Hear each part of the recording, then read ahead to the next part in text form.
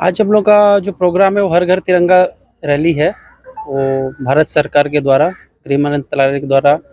ये जो है पूरा देश में हर घर में जो तिरंगा लगाने की मुहिम चलाई गई है, उसके तहत हम लोग जो प्रथम वाहिनी सशस्त्र सीमा बल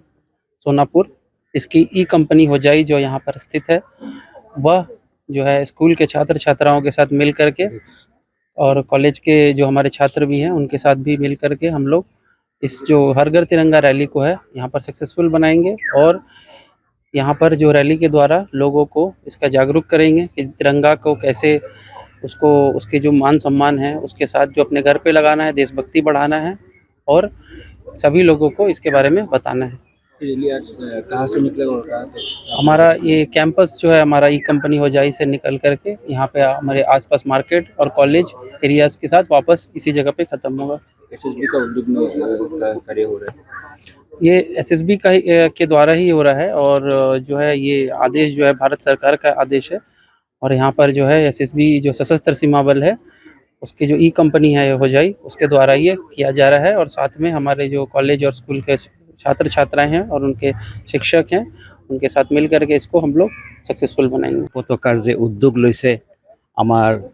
মাননীয় প্ৰধানমন্ত্ৰী ডাঙৰীয়া আৰু সেই কথা মনত পেলাই আমাৰ এছএছবি ডিপাৰ্টমেণ্টে এখন ৰেলী আয়োজন কৰিছে। এই ৰেলীত সম্পূৰ্ণভাৱে সহযোগিতা কৰিছে আমাৰ হোজাই গাৰ্লছ কলেজ, দেশবন্ধু বিদ্যাপীঠ, পিএইচই ডিপাৰ্টমেণ্ট সহযোগিতা কৰিছে আৰু এইটো উদ্দেশ্য হ'ল নৱপ্ৰজন্মৰ মাজত যে পতাকাৰ কি মহিমা, আমাৰ দেশপ্ৰেমৰ কি মহিমা, কেনেকুৱা দেশ আমাৰ স্বাধীন হৈছিল, কেনেকুৱা ইংৰাজৰ দাসত্বৰ পৰা আমি ৰক্ষা পাবলৈ গৈ কিমান শহীদ তাৰ কাৰণে, কিমান মাতৃভক্ত তাৰ কাৰণে যে যুঁজিছিল, যেনেকুৱা আমাৰ নেতাজী সুভাষ চন্দ্ৰ বসু আমাৰ অসমত কনকলতা যে জীৱন উৎসৰ্গ কৰি আমাৰ যে স্বাধীনতা আনিছিল, তেখেতসকলৰ তেজৰ বিনিময়ত, ৰক্তৰ বিনিময়ত, আত্মত্যাগৰ বিনিময়ত আমি স্বাধীনতা পাইছোঁ। সেই নৱপ্ৰজন্মই যাতে এই অনুভৱ কৰিব পাৰে আমাৰ স্বাধীনতাটো, তাৰ উদ্দেশ্যৰ কাৰণে আমি ধন্যবাদ জনাওঁ আমাৰ এছএছবি সমস্ত বাহিনীক, কমাণ্ডিং অফিচাৰকে ধৰি বিভিন্ন আমাৰ